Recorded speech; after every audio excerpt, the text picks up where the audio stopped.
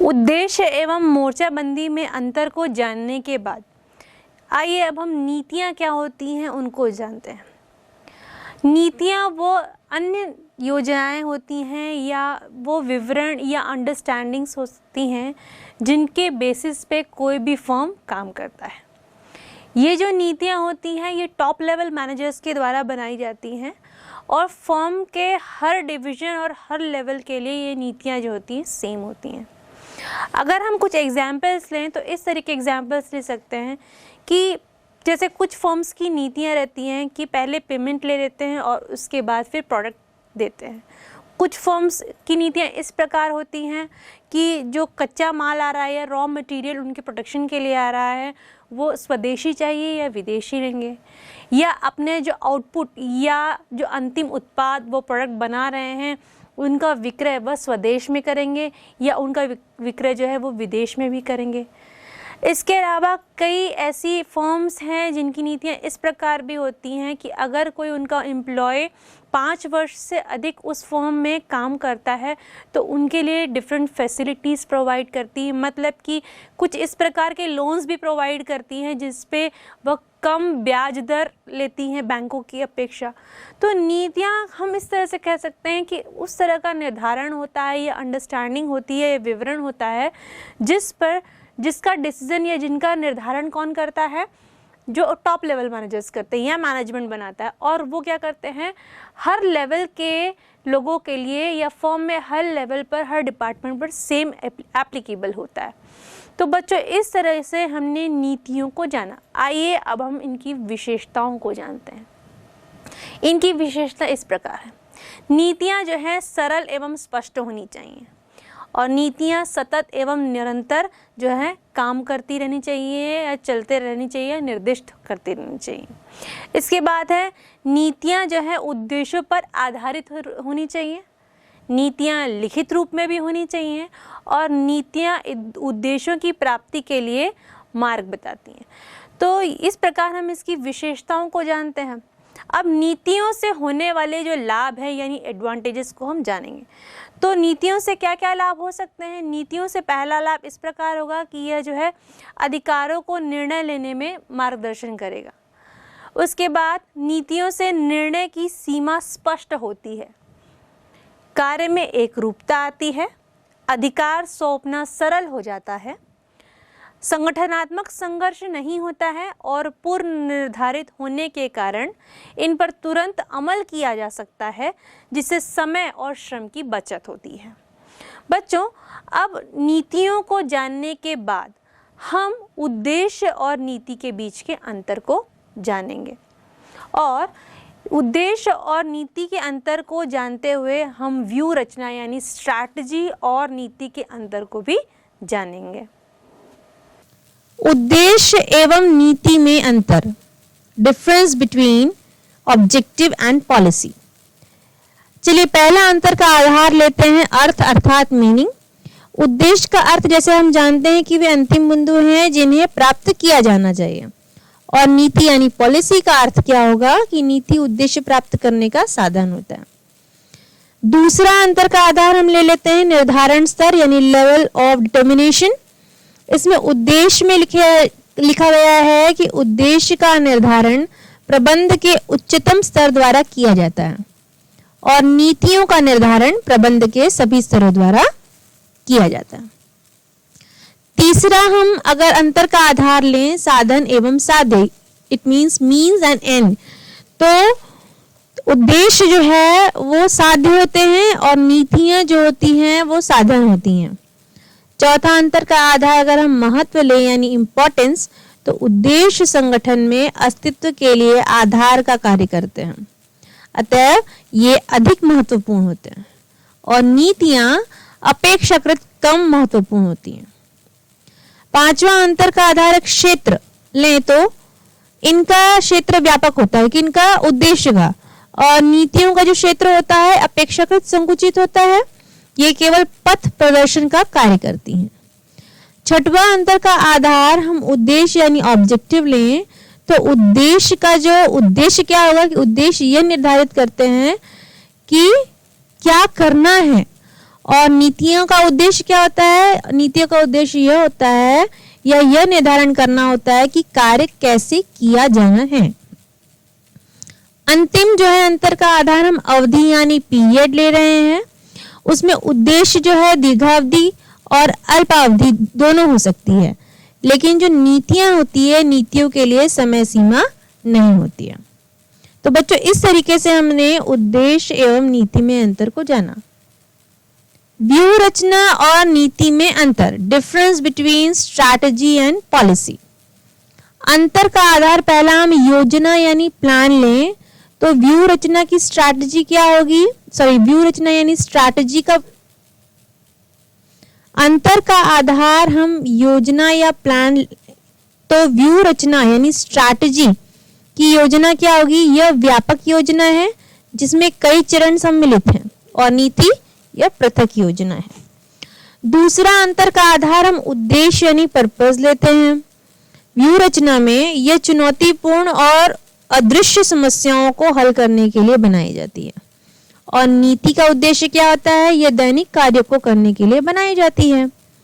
तीसरा अगर अंतर का आधार हम निर्माण या प्रिपरेशन लें तो व्यूह रचना जो है विभिन्न समस्याओं को हल करने के लिए हर बार नई व्यूह रचना बनाई जाती है, और नीति सभी दैनिक समस्याओं के लिए सामान्य नीति प्रयोग की जाती है। अब चौथी जो है अगर हम अंतर का आधार प्रकृति लें तो व्यूह रचना की जो प्रकृति है वो अस्थायी होती है, और नीति की जो प्रकृति है वो स्थायी होती है। पांचवा और अंतिम जो हम अंतर का आधार ले संसाधन यानी रिसोर्सेस। व्यूह रचना के रिसोर्सेस क्या होते हैं? मानवीय एवं दूसरे संसाधनों का बंटवारा करती है कौन? व्यूह रचना। और नीति क्या करती है? जो है यह निर्णय लेने के लिए संसाधनों का प्रयोग करती है। तो बच्चों इस तरीके से हमने व्यूह रचना और नीति में अंतर को जाना। बच्चों जो आपने भी दो डिफरेंसेस देखे, उन दो डिफरेंसेस को जानने के बाद अब जो नेक्स्ट योजना है यानी कार्यविधि प्रोसीजर्स, हम उनको जानते हैं कि ये होती क्या है। कार्यविधि जो है किसी भी कार्य को किस तरीके से किया जाए वो होती है। मान लीजिए हम एग्जाम्पल ले सकते हैं, अगर किसी फर्म में हमें एम्प्लॉयज़ को लेना है तो एम्प्लॉयज़ को अगर हमें अपॉइंट करना है तो उसका प्रोसीजर क्या होगा? हमें सबसे पहले जॉब रोल क्या है वो पता करना पड़ेगा, किस जॉब के लिए रिक्तियाँ आई हैं या वैकेंसीज जनरेट हुई हैं। उस जॉब रोल को जानने के बाद जॉब डिस्क्रिप्शन करना पड़ेगा। जॉब डिस्क्रिप्शन होने के बाद उस तरीके से हम क्या रेज्यूम्स मंगाएंगे या एडवर्टीज़मेंट पहले जाएगा। एडवर्टीज़मेंट के अनुसार जैसे ही कैंडिडेट्स को एडवर्टीज़मेंट मिलेगा वो क्या करेंगे? अपने रेज्यूम्स मंगाएंगे। रेज्यूम्स मिलने पर हम क्या करेंगे? जो eligible candidates according to the job role हमें लगता है, हम क्या करेंगे? उनको कॉल करेंगे या मेल करेंगे कि on this date you are invited in the interview, कि आपका इंटरव्यू इस डेट पे कंडक्ट हुआ है, आप लोग प्लीज़ आइए और इस इंटरव्यू के लिए तैयार रहिए। अब जब इंटरव्यू कंडक्ट होता है तो उनसे इंटरव्यू की जो 3-4 फेज़ होते हैं उन लेवल पे, उस बेसिस पे उनसे इंटरव्यू लिया जाएगा, और जो उन इंटरव्यू को चेस कर लेता है या क्रॉस कर लेता है, उस इंटरव्यू क्रॉस करने के बाद जो सिलेक्टेड कैंडिडेट्स रहेंगे उनको क्या कर लिया जाएगा? उनको नॉमिनेट कर लिया जाएगा। सिलेक्ट होने के बाद उनका एक इंडक्शन प्रोग्राम ऑर्गेनाइज किया जाएगा। इंडक्शन प्रोग्राम में क्या किया जाएगा?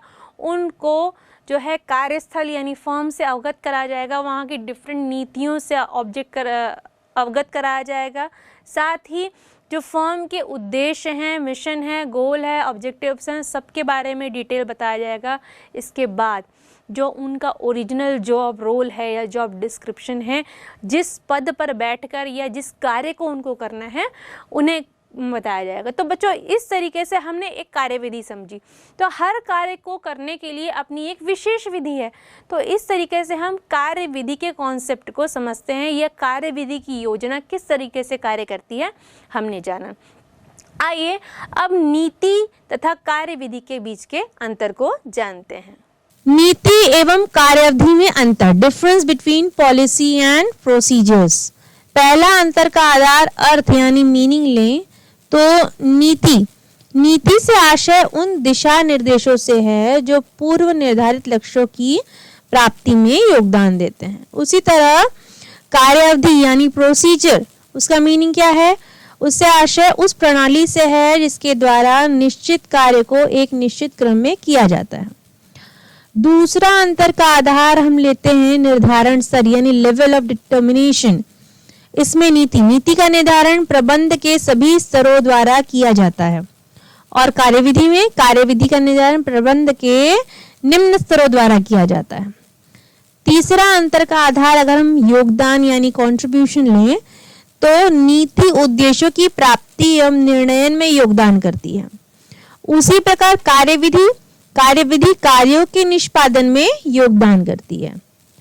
चौथा अंतर का आधार हम लोचदार या फ्लेक्सिबल लें तो नीति जो होती है वो लोचदार होती है जिसमें आवश्यकता अनुसार परिवर्तन किया जा सकता है, और जो कार्यविधि होती है या प्रोसीजर होता है सामान्यतः कठोर प्रकृति का होता है जिसमें परिवर्तन करना कठिन होता है। पांचवा हम अगर अंतर का आधार मार्गदर्शक या गाइड लें तो नीति विचारों एवं निर्णयन की मार्गदर्शक होती है और कार्यविधि कार्यवाही करने का मार्गदर्शक होती है। छठवां अंतर का आधार हम कथन की प्रकृति यानी नेचर ऑफ स्टेटमेंट लेते हैं तो नीति को सामान्य कथन माना जाता है और कार्यविधि को विशिष्ट कथन माना जाता है। उसी तरह प्रयोग का क्षेत्र एरिया ऑफ एप्लीकेशन, नीतियों में प्रयोग का विस्तृत क्षेत्र होता है और कार्यविधि में जो कार्यविधियों का जो प्रयोग क्षेत्र होता है वो सीमित होता है। तो बच्चों इस तरीके से हमने नीति एवं कार्यविधि में अंतर को भी समझा। नीति और कार्यविधि के बीच के अंतर को जानने के बाद आइए बच्चों अब हम पद्धतियां या विधियां जानते हैं। पद्धतियां या विधियां क्या होती हैं? किस कार्य को कैसे किया जाए, कौन सी विधि के द्वारा कौन से कार्य को किया जाए। अब इससे स्पष्ट होता है किसी कार्य को करने के लिए जो है 2 से 3 विधि हो सकती है, लेकिन उसमें सबसे उत्तम विधि कौन सी होगी, इसका चुनाव उस कार्य करने वाले को ही करना पड़ेगा। और जो विधि होती है उसका जो क्षेत्र होता है वो निश्चित होता है, वो एक निश्चित सीमा तक ही उस विधि को अप्लाई किया जा सकता है। एक विधि को अगर हम चाहें एक कार्य को करने के बाद सेम विधि से या सेम प्रोसेस या प्रोसीजर से हम दूसरे कार्य को करें तो ये इम्पॉसिबल है, क्योंकि सभी कार्यों के जो प्रोज एंड कॉन्स है या सभी विधियों के प्रोज एंड कॉन्स डिफरेंट होते हैं, सभी कार्यों को करने का तरीका अलग होता है। तो हम इस तरीके से कह सकते हैं कि हर कार्य को करने के लिए एक अलग विधि का यूज़ होता है और हर विधि अपने एक अलग कार्य के लिए बनी होती है जो उस कार्य को अच्छी तरीके से पूरा करती है। आइए अब हम कार्य विधियों तथा विधियों के बीच के अंतर को जानते हैं। कार्य विधियों तथा विधियों में अंतर को जानते हैं। पहला अंतर का आधार मीनिंग फिर से लेंगे। कार्यविधि का मीनिंग क्या है? कार्यविधि से आशय उन प्रणालियों से है जिनके द्वारा किसी निश्चित कार्य को एक निश्चित क्रम में किया जाता है। और विधियां यानी मेथड्स, विधियों का अर्थ क्या है? विधि से आशय उस तरीके से है जिसके अनुसार कार्य किया जाता है। कार्य क्षेत्र स्कोप, कार्य विधियों का कार्य क्षेत्र व्यापक होता है और विधियों का जो कार्य क्षेत्र होता है सीमित अर्थात संकुचित होता है। तीसरा जो अंतर का आधार ले रहे हैं वो संबंध है यानी रिलेशनशिप। जो कार्य विधियों का संबंध सभी विभागों में होता है और जो विधियों का संबंध किसी विशिष्ट विभाग से होता है। उसी तरह अगर हम चौथा अंतर का आधार स्थायित्व यानी स्टेबिलिटी लें तो कार्य विधियां निश्चित एवं स्थायी प्रकृति की होती हैं और विधियां आवश्यकताओं एवं परिस्थितियों के अनुसार परिवर्तित की जा सकती हैं। पांचवा अंतर का आधार हम व्याख्या यानी एक्सप्लेनेशन लें तो कार्य विधियों में क्रियाओं के निष्पादन की विस्तृत व्याख्या नहीं की जाती और विधियों में क्रियाओं के निष्पादन की विस्तृत व्याख्या की जाती है। छठवां और अंतिम हम अगर अंतर का आधार लोचकता लें यानी फ्लेक्सिबिलिटी तो पद्धतियों की तुलना में कार्य विधि अधिक दृढ़ होती है और पद्धतियां लोचशील कथन की होती हैं। तो बच्चों इस तरीके से हमने कार्य विधियों तथा विधियों में अंतर को जाना। कार्य विधियों और विधियों के बीच के अंतर को जानने के बाद बच्चों हम नियम क्या होते हैं या रूल्स क्या होते हैं उनको जानेंगे। जैसे कि आप जानते हैं, आप जैसे एक छात्र हैं, आपके छात्र के जीवन में भी रूल्स होते हैं, डिसिप्लिन मेंटेन करना होता है। आप स्कूल जाते हैं, वहाँ पे भी आप डिफरेंट रूल्स फॉलो करते हैं कि आपको स्कूल टाइम पे आना है, आपके स्कूल आने का टाइम ये है, आपको असेंबली में आना है, उसके बाद आपको असेंबली में प्रॉपर अटेंशन पोजीशन में खड़ा रहना है, इसके बाद आपको प्रॉपर क्लासेस अटेंड करनी है, एब्सेंटीज़ कम होने चाहिए। तो ये आपके स्कूल के रूल्स हुए। उसी तरह अगर व्यावसायिक तौर पर देखें तो हर फर्म के अपने डिफरेंट रूल्स होते हैं। वहाँ पे भी रूल्स पाए जाते हैं कि भाई आपका जो ऑफिस आने का टाइम है ये है, आपके जो ऑफिस का ड्यूरेशन है इस समय से इस समय तक आपको ऑफिस में रहना है, ऑफिस के कार्य करने हैं, इसके अलावा आपको ये कार्य करने हैं। ऑफिस आवर्स में आप स्मोक नहीं कर सकते, ये भी एक इम्पॉर्टेंट नियम होता है हर जगह का। इसके अलावा आप कह सकते हैं ऑफिस के दौरान आप ऑफिस के ही कार्य करेंगे, इसके अलावा अन्य कोई कार्य नहीं कर सकते। तो ऐसे कई डिफरेंट रूल्स होते हैं जो कि फर्म्स के द्वारा बनाए जाते हैं ताकि किसी भी फर्म के ऑब्जेक्टिव को पूरा करने में जो कर्मचारी लगे हुए हैं वो पूरे समर्पण भाव से लगे रहें और इन नियमों का पालन करते हुए वो पूरे डिसिप्लिन में रहें और उन ऑब्जेक्टिव को पूरा करने की ओर बढ़ते रहें। आइए अब हम इनकी विशेषताओं को जानेंगे। जो है, जब नियम बनते हैं तो उनमें मनमानी की अनुमति नहीं होती, मतलब नियमों के हिसाब से ही लोगों को चलना पड़ता है। दूसरी विशेषता इस प्रकार है कि एक सरलतम प्रकार की योजना होती है। नियम बहुत सिंपल, अगर नियम कह रहा है कि आपको वर्किंग जोन में स्मोक नहीं करना है, मतलब इस कथन का जो कॉन्सेप्ट है अपने आप में एकदम क्लियर है, बहुत सरल है, समझना कठिन नहीं है। तीसरा है दूसरे निर्णय नहीं लिए जा सकते और चौथा है जुर्माना लगाया जाता है। अगर नियम फॉलो नहीं किया गया तो उस केस में क्या होता है, जुर्माना लगाया जाता है। अब इन विशेषताओं को जानने के बाद और नियम को समझने के बाद बच्चों आइए अब हम नीति एवं नियम में अंतर को जानते हुए नीति एवं विधि में अंतर को जानेंगे। नीति एवं नियम में अंतर, difference between policy and rules.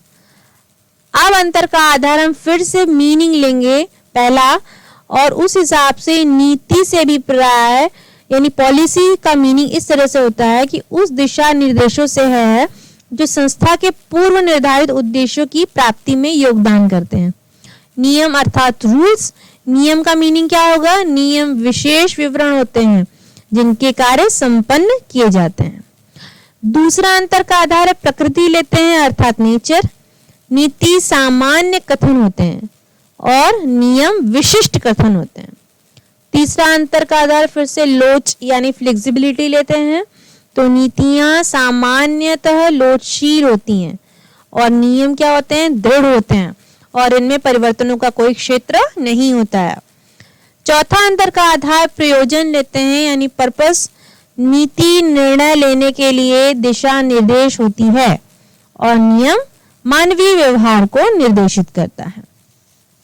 पांचवा अंतर का आधार उल्लंघन का प्रभाव यानी इफेक्ट ऑफ वायलेशन।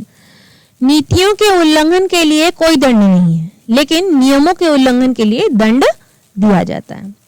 छठवां और अंतिम जो अंतर का आधार हम इसमें लेंगे वो है विवेकशील यानी रैशनल।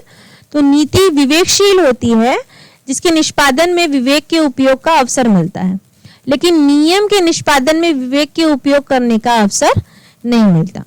तो बच्चों इस तरीके से हमने नीति एवं नियम में अंतर को समझा। नियम एवं विधि या पद्धति में अंतर, difference between rule and method. अब पहला अंतर का आधार फिर से हम मीनिंग लेंगे यानी अर्थ। अब नियम का अर्थ समझेंगे। नियम वह विवरण है जो ये बताता है कि किसी विशेष परिस्थितियों में क्या करना है और क्या नहीं करना है। इसके बाद हम विधि का अर्थ समझेंगे यानी मेथड का। विधि से आशय ऐसे तरीकों से है जिसके अनुसार कार्य किया जाता है, अर्थात विधि बताती है कि प्रत्येक क्रिया को कैसे पूरा किया जाएगा। इसके बाद हम अंतर का आधार क्या लेंगे, उद्देश्य यानी ऑब्जेक्टिव। तो नियम का ऑब्जेक्टिव क्या है? नियम संस्था की गतिविधियों को दिशा प्रदान करने तथा संस्था में अनुशासन बनाए रखने के उद्देश्य से निर्धारित किए जाते हैं। और विधि का उद्देश्य क्या है? विधि संस्था के कार्यों को ठीक से करने तथा कार्यक्षमता बढ़ाने के लिए निश्चित की जाती है। तीसरा अंतर का आधार हम प्रमापीकरण लेते हैं, यानी स्टैंडर्डाइजेशन। उसमें नियम में देखते हैं क्या है? नियमों के लिए प्रमापीकरण की आवश्यकता नहीं होती, लेकिन विधि के द्वारा प्रमापित कार्य दशाएं निर्धारित की जाती हैं जिनके अंतर्गत कार्य निष्पादित किए जाने चाहिए। चौथा अंतर का आधार हम पालन की अनिवार्यता यानी कंपल्सरी कंप्लायंस लेते हैं। तो इसमें नियमों का पालन सभी को अनिवार्य रूप से करना पड़ता है। यदि कोई व्यक्ति नियमों का पालन नहीं करता तो उसके लिए दंड की व्यवस्था की जाती है, और विधियों का पालन इस रूप से अनिवार्य नहीं होता, और यदि कोई व्यक्ति इनका पालन नहीं करता तो उसके लिए दंड की कोई स्पष्ट व्यवस्था नहीं है। पांचवा अंतर का आधार हम लेंगे लचीलापन यानी फ्लेक्सिबिलिटी। नियम निश्चित एवं कठोर होते हैं, विधियां जो होती हैं आवश्यकताओं एवं परिस्थितियों के अनुसार परिवर्तित की जा सकती हैं। छठवां और अंतिम हम अंतर का आधार क्या लेंगे? संबंध यानी रिलेशनशिप्स। अब नियमों का संबंध मुख्यतः व्यक्तियों एवं उनके समूह से होता है, और विधि में विधियों का संबंध मुख्यतः संसाधनों एवं कार्यप्रणाली से होता है। तो बच्चों, इस तरीके से हमने नियम एवं विधि या पद्धति में अंतर को जाना। बच्चों, अभी तक आपने स्टैंडिंग प्लान्स के अंडर डिफरेंट योजनाओं को जाना। आइए अब हम सिंगल यूज प्लान यानी एक बार उपयोग में लाए जाने वाली योजनाओं को जानते हैं। बच्चों, आइए अब हम सिंगल यूज प्लान्स को डिटेल में जानेंगे। इसमें दो योजनाएं ली जाती, एक तो कार्यक्रम यानी प्रोग्राम, और दूसरा बजट, जो कि हम जानते हैं। अब कार्यक्रम को समझते हैं कि ये होते क्या है या प्रोग्राम्स होते क्या हैं। प्रोग्राम्स वो सारी एक्टिविटीज़ होती हैं जो कि एक स्पेशल थीम पे होती हैं। इसके अंदर फर्म्स की सारी नीतियाँ, उद्देश्य और उनके बजट को लेते हुए वो एक्टिविटीज़ को परफॉर्म किया जाता है। कोई भी कार्यक्रम, अगर हम इसको एक सिंपल उदाहरण से समझें, अगर किसी कॉलेज को एनुअल फंक्शन करना है, मतलब एक कार्यक्रम करना है, तो उस कार्यक्रम में जो एनुअल फंक्शन हो रहा है उस कार्यक्रम में उस कॉलेज की जो पॉलिसीज़ है उनको भी फॉलो किया जाएगा, उनकी नीतियों को भी फॉलो किया जाएगा, कॉलेज की जो स्ट्रैटेजीज़ है उनको भी फॉलो किया जाएगा, साथ ही जो कॉलेज का बजट है उसको भी फॉलो किया जाएगा। मतलब उस कार्यक्रम को करते समय इन सारी चीज़ों को साथ लेते हुए उस कार्यक्रम का समापन किया जाएगा। तो हम इस तरह से भी कहते हैं कि कार्यक्रम जो है उन सभी योजनाओं का समायोजन है जिससे कि किसी भी कार्य को प्रॉपर्ली किया जा सकता है या किसी विशेष कार्य को किया जाना है। लुइस ए एलन सर के अनुसार कार्यक्रम एक उद्देश्य की प्राप्ति के लिए आवश्यक प्रयासों की श्रेणी है जो प्राथमिकता के क्रम में व्यवस्थित होती है। ऐसे कार्यक्रम व्यावसायिक तौर पर निम्नलिखित प्रकार से होते हैं: उत्पादन कार्यक्रम, प्रशिक्षण कार्यक्रम, प्रबंध विकास कार्यक्रम और विक्रय संवर्धन कार्यक्रम। तो बच्चों, ये था कार्यक्रम या प्रोग्राम क्या होता है। अब हम आते हैं बजट के ऊपर। बजट, बच्चों आपने सुना ही होगा, घर पे भी हमारे पेरेंट्स और ऐसे भी बजट जो टेक्निकल वर्ड है आपने सुना होगा। इससे आप क्या कॉन्सेप्ट लगाते हैं कि एक लिमिटेड राशि में हमें इतने समय के लिए हमारी एक्टिविटीज़ या हमारे एक्सपेंसेस को कंट्रोल करना। या अगर आप किसी शॉप में जाएंगे किसी वस्तु को ख़रीदने के लिए, वहाँ पे भी शॉपकीपर आपसे पूछता है कि सर या मैडम आपका बजट क्या है, कि उस हिसाब से मैं आपको वस्तु दिखाऊं। तो बजट से हम नॉमिनल रूप से इस तरीके से समझ सकते हैं। अगर हम इसको डिटेल रूप में समझें तो बजट वह स्थिति होती है जिस पे कंट्रोल, जो भी एक्टिविटीज़ परफॉर्म हो रही है उद्देश्य की प्राप्ति के लिए, ये उन एक्टिविटीज़ के परिणामों को तथा उन एक्टिविटीज़ को कंट्रोल करने के लिए किया जाता है। अगर इसे परिभाषित करें तो एक योजना के रूप में गणनात्मक शब्दों में अपेक्षित परिणामों का विवरण होती है बजट। अब बजट के भी कई प्रकार हैं: sales budget, production budget, cash budget इत्यादि।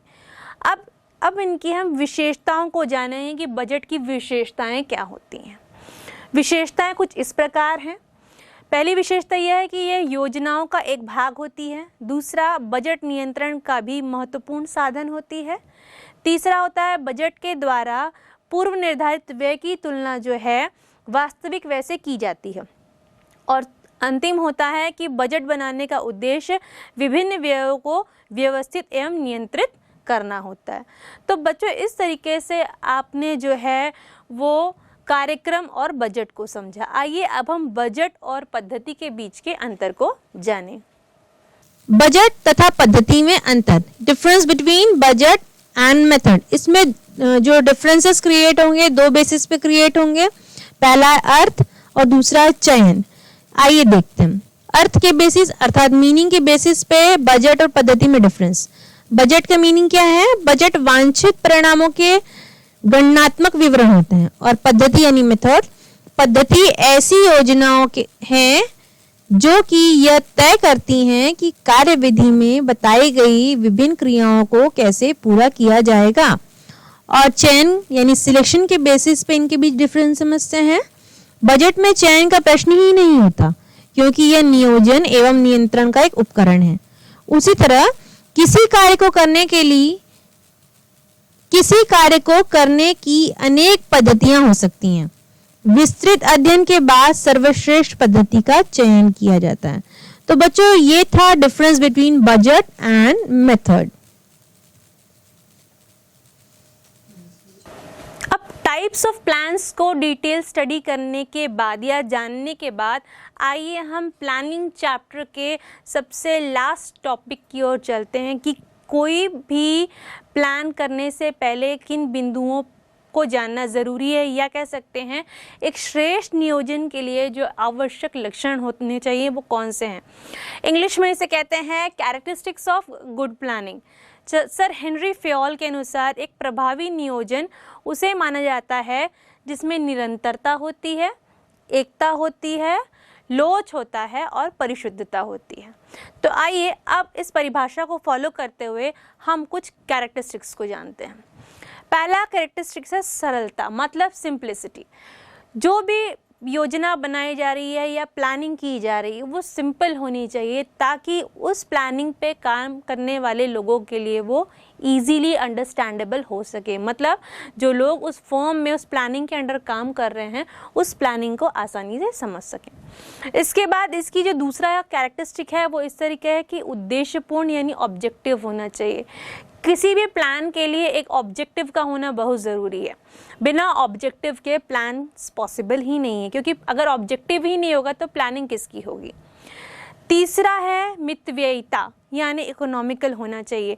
कोई भी प्लान अगर हम किसी उद्देश्य की प्राप्ति के लिए जिस प्लान को बना रहे हैं वो जो है वो इकोनॉमिकल होना चाहिए, कि मतलब मिनिमम कॉस्ट को पे करने के बाद मैक्सिमम आउटपुट या मैक्सिमम प्रॉफिट अर्न कर सके। इस तरह की प्लानिंग्स हमेशा होनी चाहिए। इसके बाद आता है लोचपूर्ण यानी फ्लेक्सिबल। इस तरह के प्लानिंग्स को बनाया जाना चाहिए, प्लानिंग की जानी चाहिए कि वो हर परिस्थिति में काम कर सके। अगर परिस्थितियाँ चेंज भी होती हैं किसी कारण से तो प्लानिंग उस परिस्थिति पर भी एप्लीकेबल हो सके। उसके बाद नेक्स्ट आता है व्यावहारिकता या प्रैक्टिकेबिलिटी। अब बच्चों, प्रैक्टिकेबिलिटी मतलब कि प्रैक्टिकली पॉसिबल हो, अव्यावहारिक ना हो। कोई भी योजना अव्यावहारिक ना हो। किसी भी योजना को आसानी से किया जा सके, उसको समझा जा सके और उसका करना आसान हो, ऐसी योजनाओं का निर्माण करना चाहिए। इसके बाद आता है संतुलित यानी बैलेंस्ड। जो योजनाएं होती हैं, जो योजनाएं बनाई जाती हैं वो बैलेंस्ड होनी चाहिए। किसके बीच एक्सपेंडिचर हो रहा है उसके बीच और जो प्रॉफिट गेन होंगे उनके बीच, दोनों के बीच बैलेंस होना चाहिए। साथ ही वो इतनी सिंपल होनी चाहिए कि जो है एम्प्लॉयज़ को या उन प्लानिंग्स को जो प्रोसीड कर रहे हैं उनको ईजिली समझ में आ सके। इसके बाद आता है बाजार प्रवृत्ति, ट्रेंड्स ऑफ मार्केट। किसी भी प्लान को बनाने से पहले किसी भी अच्छे मार्केटर को अपने मार्केट को प्रॉपर्ली रिसर्च कर लेना चाहिए, मार्केट को जान लेना चाहिए कि अभी ट्रेंड्स क्या चल रहे हैं। मान लीजिए अभी विंटर सीज़न आ रहा है, इस सीज़न में वुलन क्लोथ्स चलते हैं, फर वेयर चलते हैं, मतलब विंटर वेयर्स डिफरेंट प्रकार वैरायटी के चलते हैं। अब हर स्टेट का क्लाइमेट अलग है, तो हर स्टेट का क्लाइमेट अलग होने के कारण जो ठंड में जो तापमान होता है वो भी हर जगह अलग अलग गिरता है। तो कहीं ज़्यादा ठंड होगी, कहीं ठंड कम होगी। तो उस तरीके से प्रॉपर प्लानिंग के तहत एक मार्केटर को स्टेट वाइज या जहाँ पर तापमान ज़्यादा गिरा है, जहाँ ठंड ज़्यादा है, वहाँ पे उस तरह के कपड़ों को भेजना चाहिए या उस तरह की क्वालिटी या उस तरह के ट्रेंड के विंटर वियर्स को भेजना चाहिए। आप इस तरह के एग्जाम्पल से एक ट्रेंड ऑफ मार्केट को समझ सकते हैं। नेक्स्ट जो है, इसके बाद आता है व्यापक एवं विस्तृत, मतलब कॉम्प्रिहेंसिव। जो प्लानिंग होती है वो व्यापक और विस्तृत होनी चाहिए। मतलब व्यापक होगी तो डिटेल में होगी तो इजीली अंडरस्टैंडेबल होगी। तो इसीलिए किसी भी प्लानिंग को क्या होना चाहिए, व्यापक और विस्तृत होना चाहिए। इसके बाद आता है सहभागिता, पार्टिसिपेशन। कोई भी प्लानिंग में जो लोग इस प्लानिंग के अंडर काम कर रहे हैं, उस प्लानिंग का पार्ट हैं कह सकते हैं, उनको प्रॉपर पार्टिसिपेशन का मौका मिलना चाहिए, क्योंकि वो उस प्लानिंग का पार्ट है, इसलिए उनको उस प्लान में एक्टिविटी परफॉर्म करने का मौका मिलना चाहिए। तो उनको सहभागिता का मौका मिलना चाहिए। इसके बाद होता है भविष्यता यानी फ्यूचरिटी। फ्यूचर गोल्स को ध्यान में रखते हुए क्या है, किसी भी प्लान को बनाना चाहिए और उस प्लान को उस तरीके से परफॉर्म करना चाहिए। बच्चों, इन कैरेक्टरिस्टिक्स को जानने के बाद कुछ अन्य कैरेक्टरिस्टिक्स भी इस प्रकार हैं। जो प्लानिंग होती है उसका जो उत्तरदायित्व होता है एक योग्य व्यक्ति को देना चाहिए, क्योंकि जिस प्रोजेक्ट पे काम कर रहे हैं उस प्रोजेक्ट का डिटेल नॉलेज जिस व्यक्ति को होगा वही उस प्रोजेक्ट या उस ऑब्जेक्टिव को फुलफिल करने के लिए प्रॉपर प्लान दे सकता है। उसके बाद लाभ जो अर्जित होगा प्लानिंग के तहत, उस लाभ के बारे में जितने लोग उसमें इन्वॉल्व है सभी को उसके बारे में जानकारी होनी चाहिए। और जो प्लानिंग होती है या योजना होती है उसका जो है सामाजिक और जो है आर्थिक प्रयत्नों में भी योगदान होता है।